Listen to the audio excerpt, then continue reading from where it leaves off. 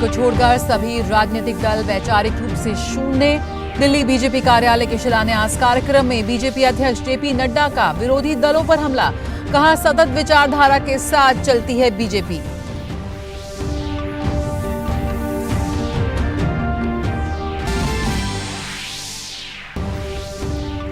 देश में एमबीबीएस की सीटों की संख्या 1,07,000 के आंकड़े को पार। इस साल 8,195 एमबीबीएस अंडर ग्रेजुएट सीटें बढ़ाई गईं। 702 हुई कुल मेडिकल कॉलेजों की संख्या।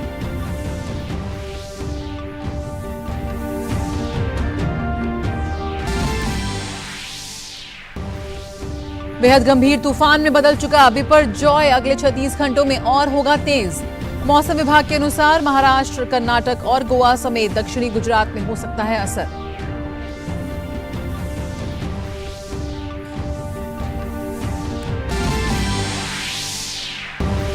एक और मामले में फंसे अमेरिका के पूर्व राष्ट्रपति डोनाल्ड ट्रंप। गोपनीय दस्तावेज अपने पास रखने के मामले में मंगलवार को मियामी की अदालत में पेश होने का सम्मन। ट्रंप ने आरोपों का किया खंडन।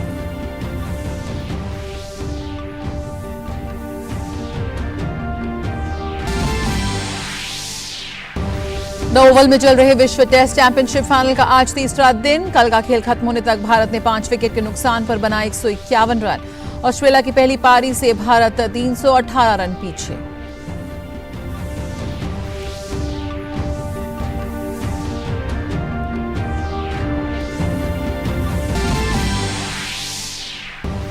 जापान में चल रहे जूनियर एशिया कप महिला हॉकी के सेमीफाइनल में पहुंचा भारत। क्वार्टर फाइनल मुकाबले में चीनी ताइपे को 11-0 से दी करारी शिकस्त।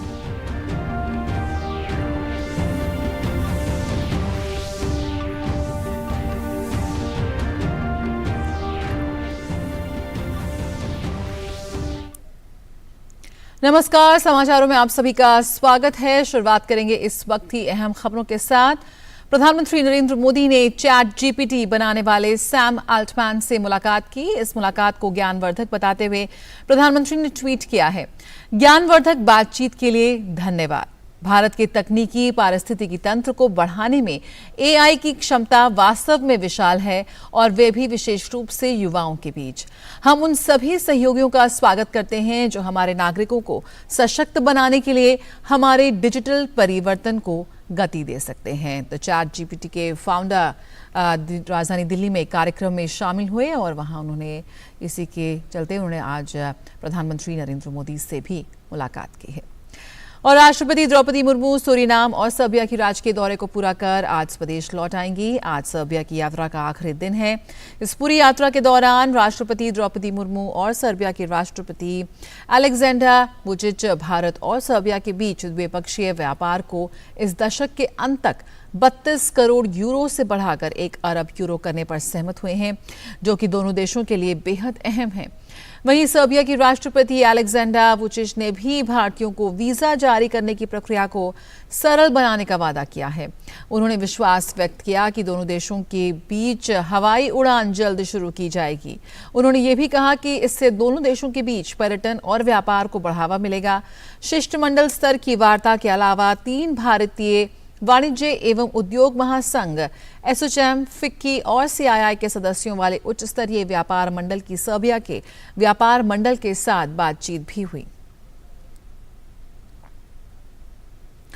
और राष्ट्रपति द्रौपदी मुर्मू के सर्बिया दौरा और सर्बिया के राष्ट्रपति अलेक्जेंडर के साथ उनकी प्रतिनिधि मंडल स्तर की वार्ता पर विदेश मंत्रालय ने कहा कि हाल के वर्षों में भारत और सर्बिया ने एक दूसरे के मूल हितों को साझा किया है।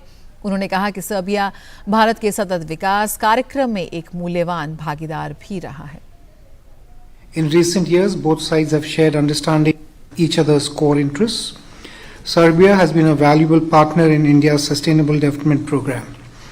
As India emerges as a leading power, her role will enhance on issues related to climate change, counter-terrorism, connectivity, maritime security, financial inclusion, food and energy security.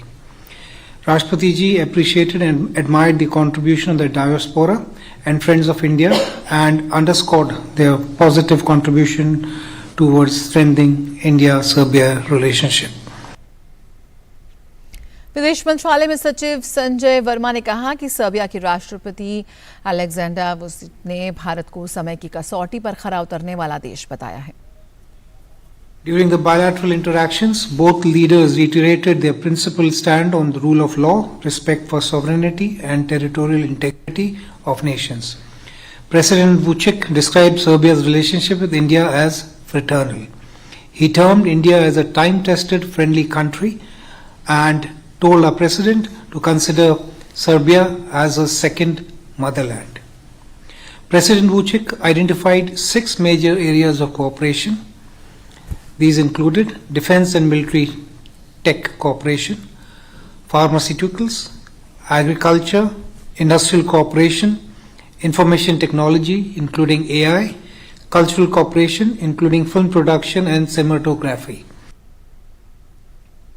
इस साल अरब सागर में आया पहला चक्रवाती तूफान बिपरजॉय तेजी से तीव्र होकर अत्यधिक प्रचंड तूफान में बदल गया है। मौसम विभाग ने कहा कि अगले 36 घंटों के दौरान लगभग उत्तर की ओर और फिर 2 दिनों के दौरान उत्तर पश्चिम की ओर बढ़ेगा। तूफान के कारण पूर्वी मध्य अरब सागर में 130 से 140 किलोमीटर प्रति घंटे की रफ्तार से हवा चलने की संभावना है।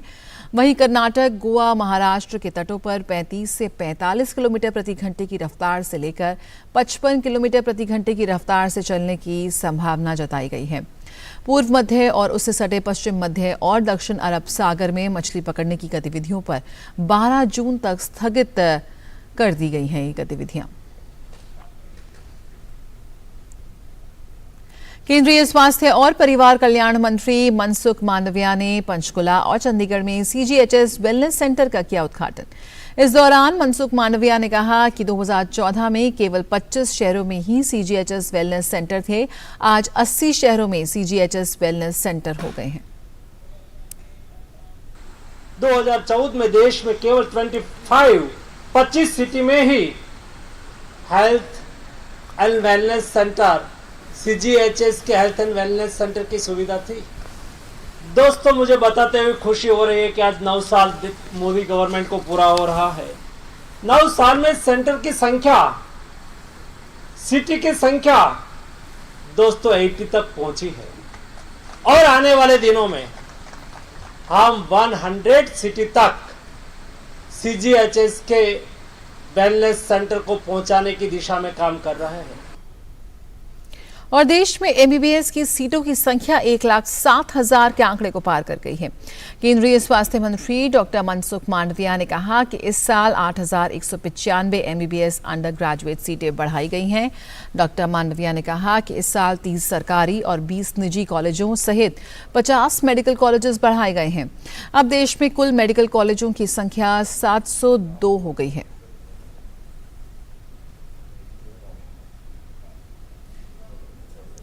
मोतियाबिंद की बैकलॉग सर्जरी को लेकर सरकार का mission mode contract cataract surgery campaign सफलतापूर्वक जारी है। कैंपेन के तहत जनवरी से अब तक 83 लाख सर्जरी की गई हैं। केंद्रीय स्वास्थ्य मंत्रालय ने बताया कि राज्यों के साथ मिलकर इस अभियान को सफल बनाया गया है। देश भर के 9,000 से अधिक डॉक्टर, नर्स और पैरामेडिकल स्टाफ ने इस अभियान में जुटे हुए हैं। भारत नेत्रहीन की रोकथाम और इसके नियंत्रण के लिए राष्ट्रीय कार्यक्रम चालू करने वाले पहले देशों में से एक था।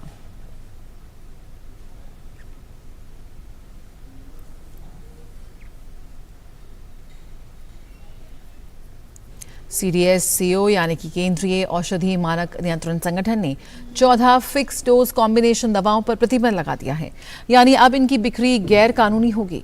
1 साल पहले 19 फिक्स डोज कॉम्बिनेशन की जांच विशेषज्ञ कमेटी को सौंपी गई थी। अपनी जांच में कमेटी ने 14 फिक्स डोज कॉम्बिनेशन को मानकों के अनुरूप नहीं पाया है। जब एक दवा के साथ कोई दूसरी दवा बनती है तो उसे फिक्स डोज कॉम्बिनेशन कहते हैं। ऐसी दवाएं हैं जो बगैर केंद्रीय औषधि मानक नियंत्रण संगठन की अनुमति के बनाई जा रही थी। राज्यों ने अपने स्तर पर ही इन्हें बनाने की अनुमति दे दी थी। अब संगठन ने ऐसी 19 दवाओं की जांच के बाद 14 दवाओं को प्रतिबंधित करते हुए इनकी बिक्री पर रोक लगा दी है।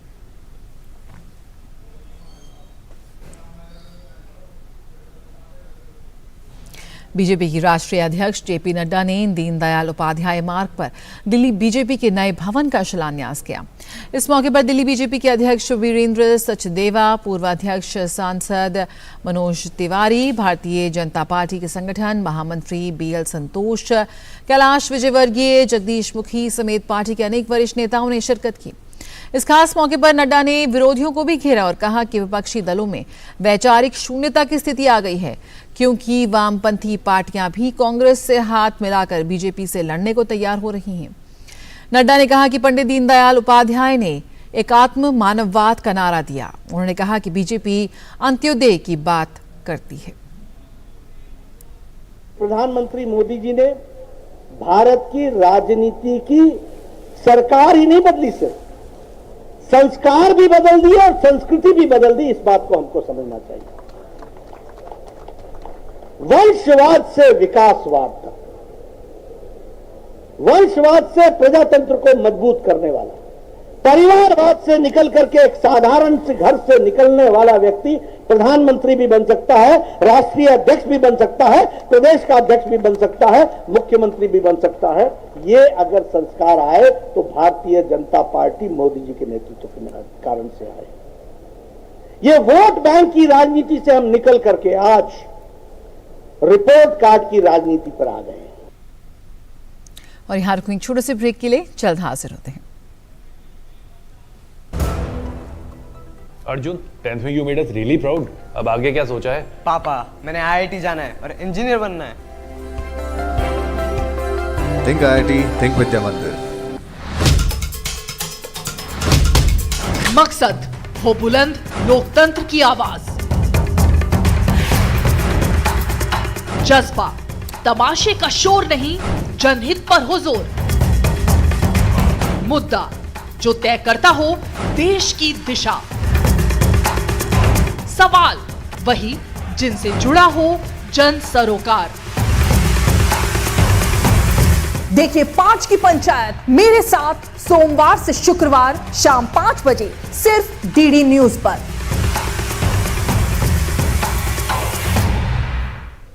और बालासोर के हादसे के बाद हर स्तर पर तेजी से काम चल रहा है। जो 4 लाइनें हादसे में क्षतिग्रस्त हो गई थी उन्हें दुरुस्त कर दिया गया है। बालासोर में दक्षिण पूर्वी रेलवे के सीपीआरओ ने बताया कि सभी ट्रैक पर रेलों का संचालन सुचारू रूप से चल रहा है। मुआवजा वितरण को लेकर भी तेजी दिखाई जा रही है। सीपीआरओ ने बताया कि अब तक 661 मामलों में मुआवजा दिया जा चुका है।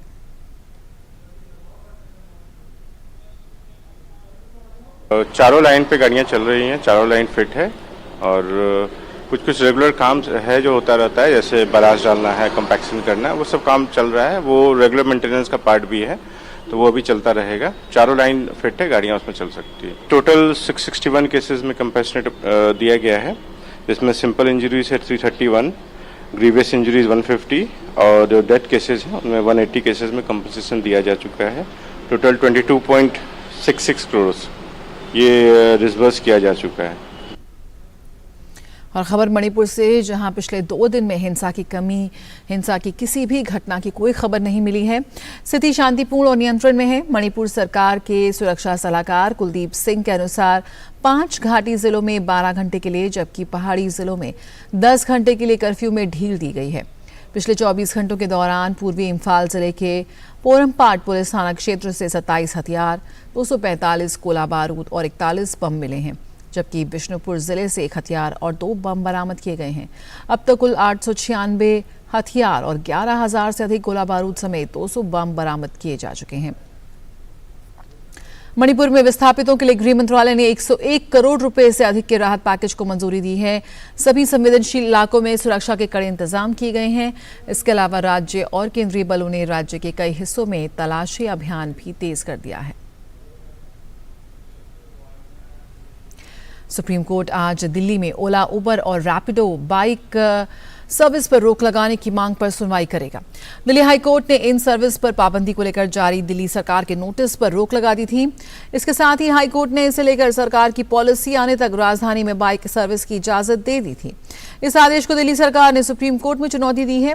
दिल्ली सरकार ने फरवरी में ऐप आधारित एग्रीगेटर्स को व्यावसायिक परमिट के बिना सड़क पर बाइक टैक्सी चलाने से रोका था। दिल्ली सरकार के परिवहन विभाग द्वारा सार्वजनिक नोटिस में कहा गया था कि आदेशों की अवहेलना करने वाली कंपनियों पर 1 लाख रुपए तक का जुर्माना लगाया जाएगा, क्योंकि व्यावसायिक उद्देश्यों के लिए बाइक का उपयोग मोटर वाहन अधिनियम 1988 का उल्लंघन करता है। और मुंबई के झावेरी बाजार इलाके की एक 5 मंजिला इमारत में आग लग गई।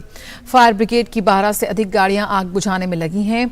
इमारत में फंसे सभी लोगों को सुरक्षित बाहर निकाल लिया गया है।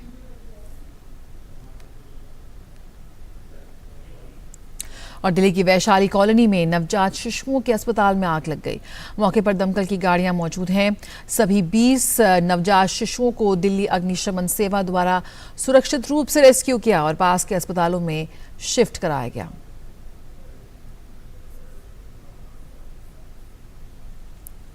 और असम के तेजपुर में भूकंप के झटके महसूस किए गए। असम से 39 किलोमीटर पश्चिम में रिक्टर पैमाने पर 3.7 तीव्रता का भूकंप आया। ये जानकारी राष्ट्रीय भूकंप विज्ञान केंद्र ने दी है।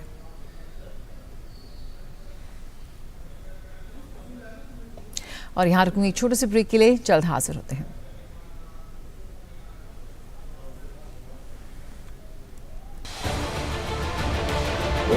उत्तर से दक्षिण तक, पूर्व से पश्चिम तक, देश हो या दुनिया की खबर है तो पड़ताल जरूरी है।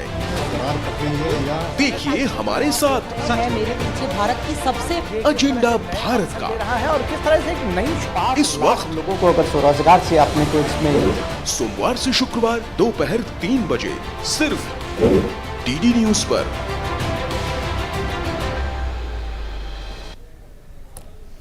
ब्रेक के बाद स्वागत है। यहां पर खबर अमेरिका से, जहां गुप्त दस्तावेज मामले में घिरे अमेरिका के पूर्व राष्ट्रपति डोनाल्ड ट्रंप की मुश्किलें बढ़ती जा रही हैं। डोनाल्ड ट्रंप को दस्तावेज मामले में मंगलवार को मियामी की संघीय अदालत में पेश होने के लिए सम्मन भेजा गया। ट्रंप पर आरोप है कि उन्होंने गुप्त दस्तावेजों को अपने आवास में रखकर जासूसी अधिनियम का उल्लंघन किया है। गुप्त दस्तावेज मामले की जांच साल 2021 में शुरू हुई थी। फेडरल अधिकारियों के अनुसार पूर्व राष्ट्रपति ने पद छोड़ने के बाद सभी गुप्त दस्तावेज नहीं लौटाए। इसके बाद पिछले साल अगस्त में ट्रंप के फ्लोरिडा स्थित आवास पर तलाशी के दौरान एफबीआई को 13,000 से अधिक ज्यादा दस्तावेज मिले थे। ट्रंप ने अपने ऊपर लगे सभी आरोपों का खंडन किया है। ब्रिटेन के प्रधानमंत्री ऋषि सुनक और अमेरिका के राष्ट्रपति जो बाइडेन ने अटलांटिक घोषणा पत्र पर हस्ताक्षर किए हैं, जिसे ऋषि सुनक ने कृत्रिम बुद्धिमत्ता और अन्य आर्थिक और वाणिज्यिक संबंधों पर अपनी तरह की पहली आर्थिक साझेदारी के रूप में वर्णित किया है। अमेरिकी राष्ट्रपति जो बाइडेन और ऋषि सुनक ने स्पष्ट तौर पर कहा कि उनके देश उन्नत प्रौद्योगिकी, स्वच्छ ऊर्जा और महत्वपूर्ण खनिजों पर साझेदारी करेंगे, क्योंकि वे एक ऐतिहासिक सुरक्षा गठबंधन को मजबूत करते हैं। बाइडेन ने कहा कि हमारी आर्थिक साझेदारी एक बहुत बड़ी ताकत है। पिछले अक्टूबर में पदभार ग्रहण करने वाले सुनक ने ब्रेक्जिट के बाद की धूमिल संभावनाओं के बावजूद अमेरिका और ब्रिटेन के बीच व्यापारिक संबंधों को मजबूत करने पर जोर दिया है। यूक्रेन के राष्ट्रपति व्लादिमीर जेलेंस्की ने पूर्वी यूक्रेन में लड़ाई के परिणामों की प्रशंसा की है। जेलेंस्की ने अपने दैनिक वीडियो संदेश में कहा कि दोनेत्स्क क्षेत्र में हमारी लड़ाई जो है वो भारी लड़ाई चल रही है, लेकिन लड़ाई परिणाम हमारे पक्ष में है और मैं उन लोगों का आभारी हूं जिन्होंने इन परिणामों को हासिल किया है।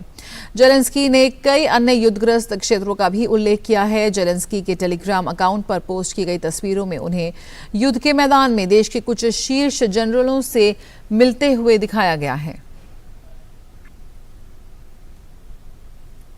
और मिर्स के हर्ग हाडा में समुद्र तट पर बने लाल सागर रिजॉर्ट में शार्क के हमले में एक रूसी नागरिक की मौत हो गई है।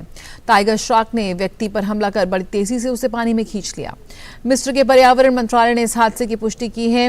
हादसे का पूरा वीडियो वहां मौजूद एक शख्स ने कैमरे में कैद किया। प्रत्यक्षदर्शियों ने बताया कि हादसे के तुरंत बाद अलार्म बजा, जिसे सुनकर गोताखोर और बाकी लोग मदद के लिए दौड़े, लेकिन तब तक काफी देर हो चुकी थी। स्थानीय अधिकारियों ने बताया कि जिस जगह पर ये घटना हुई है वहां के कई तटों पर तैराकी, स्नॉर्कलिंग और अन्य गतिविधियों पर प्रतिबंध लगा हुआ है, लेकिन लोग कई बार इसकी अनदेखी करते हैं, जिससे ऐसा हादसा हो जाते हैं। और मैक्सिकन राष्ट्रपति एंड्रेस मैनुअल लोपेज ओब्रेडोर ने एकजुट रहने की आवश्यकता पर जोर दिया है। मेक्सिको सिटी में पार्टी नेताओं के साथ रात्रि भोज में लोपेज ओब्रेडोर ने प्रस्ताव दिया कि सत्तारूढ़ नेशनल रिजर्वेशन मूवमेंट के दावेदार एक समान अवसर सुनिश्चित करने के लिए इस्तीफा दे दें और पार्टी इस सप्ताह के अंत में चयन प्रक्रिया के नियमों पर फैसला करें। मुरैना डिनर में हुई चर्चा में लोपेज ओब्रेडोर ने कहा कि हमने मेक्सिको के परिवर्तन की गारंटी के लिए एकजुट रहने की आवश्यकता के बारे में बात की है।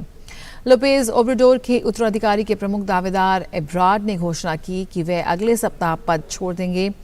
सत्तारूढ़ नेशनल रिजनरेशन मूवमेंट मुरैना के सितंबर में जल्द से जल्द उम्मीदवार चुनने की उम्मीद है। मेक्सिको का अगला राष्ट्रपति चुनाव जून 2024 में है। और बात WTC की। जी हाँ, द ओवल में आज भारत ऑस्ट्रेलिया के बीच तीसरे दिन का खेल होगा। इससे पहले कल ICC विश्व टेस्ट चैंपियनशिप फाइनल के दूसरे दिन का खेल खत्म होने तक भारत ने 5 विकेट के नुकसान पर 151 रन बना लिए हैं। भारत की शुरुआत खराब रही और रोहित शर्मा और शुभमन गिल सस्ते में पवेलियन लौट गए। चेतेश्वर पुजारा भी कुछ खास नहीं कर सके। विराट कोहली 14 रन बनाकर मिचेल स्टार्क का शिकार बने। इसके बाद अजिंक्य रहाणे और रविंद्र जडेजा के बीच अच्छी साझेदारी देखने को मिली, लेकिन जडेजा के आउट होते ही ये उम्मीद भी टूट गई। दिन का खेल खत्म होने तक अजिंक्य रहाणे 29 और भारत 5 रन बनाकर क्रीज पर मौजूद हैं। भारत अभी भी ऑस्ट्रेलिया के पहली पारी के स्कोर से 318 रन पीछे है। इससे पहले ऑस्ट्रेलिया की पहली पारी 469 रन पर सिमटी। ऑस्ट्रेलिया की ओर से स्टीवन स्मिथ और ट्रेविस हेड ने शतकीय पारी खेली। और द ओवल में खेले जा रहे टेस्ट मुकाबले में भारतीय टीम की शुरुआत निराशाजनक रही। भारत के प्रदर्शन से कुछ प्रशंसक निराश दिखे, तो वहीं भारतीय प्रशंसकों को उम्मीद है कि भारत अभी भी इस मैच में वापसी करेगा। बॉलिंग वाज वेरी गुड, बहुत अच्छी बॉलिंग करी उन्होंने और फुल टीम आउट कर दिया उन्होंने, but batting was too poor. नहीं, they couldn't play well, individuals जल्दी जल्दी आउट हो गए, तो दैट वाज दैट। अब let's see middle batting order कैसे जाते हैं, वो डिपेंड करता है उसके ऊपर। तो they have to at least follow on बचाना है इनको, they have to save the follow on. Yes, India is now going to bat, and I think we have high confidence on Virat Kohli, Rohit Sharma, and we trust they may lose or win, but the Indians have their full support. I'm here in England today, so excited and grateful to be watching the match, and let's hope that we go out winning. We have their full support. The last match which happened in Bangalore, I think, Ahmedabad was off due to the rain and the whole change of the match schedule. But today we don't expect the weather to be in our favor, so it's going to be good. I think Virat Kohli is going to mastered very well. Last year also it happened like very well, and the climate is very good. I think we depend on Virat Kohli only. Maybe Rohit Sharma is the captain, but we love Virat Kohli. And I know that India is going to win the match. Yeah. We really were very, very hopeful that India will win this time. We came from United States to visit here for the match, but we are a little bit skeptical by the performance of the team. We really hope that some magic happens and India wins. But the last hope was Kohli, and when the wicket was gone, we are planning to go back now. We were here for 2 days. Let's really hope and pray. Fingers crossed. Let's hope India win. दिल चाहता है कि India जीत जाए, but क्या करे? We'll see. Hope and pray. But this time, I feel like it's kind of like they accepted, what's going to happen, and that's what scares me more. I guess let's still see. Hope they just keep trying and magic happens and we win. India's performance, well, it's a bit of a difficult one. They're missing Rishabh Pant, who's a quality batsman who adds depth to the squad. It's a bit difficult coming out of the IPL and coming straight into Test match, so some of the players aren't used to conditions. So they are getting used to it. Australia had more time to prepare, and then they got the Ashes, so it's a bit difficult. It's not great, but they're giving their best shot. Let's hope they can stay in the game today and tomorrow. तो भारतीय fans किसी magic यानी जादू की उम्मीद कर रहे हैं भारतीय क्रिकेट टीम से। और भारतीय महिला हॉकी टीम ने अपने शानदार प्रदर्शन को जारी रखते हुए जूनियर एशिया कप के सेमीफाइनल में अपनी जगह पक्की कर ली है। गुरुवार को खेले गए क्वार्टर फाइनल मैच में भारत ने चीनी ताइपे को 11-0 के अंतर से करारी शिकस्त दी। इस जीत के साथ टीम ने पूल ए में शीर्ष पर रहते हुए सेमीफाइनल में प्रवेश कर लिया है।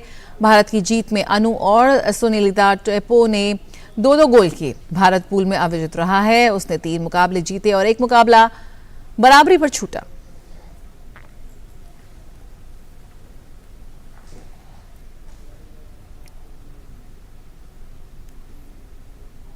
और खबरों का सिलसिला दूरदर्शन न्यूज पर जारी रहेगा। आप बने रहिए हमारे साथ। फिलहाल इस बुलेटिन में इतना ही। नमस्कार।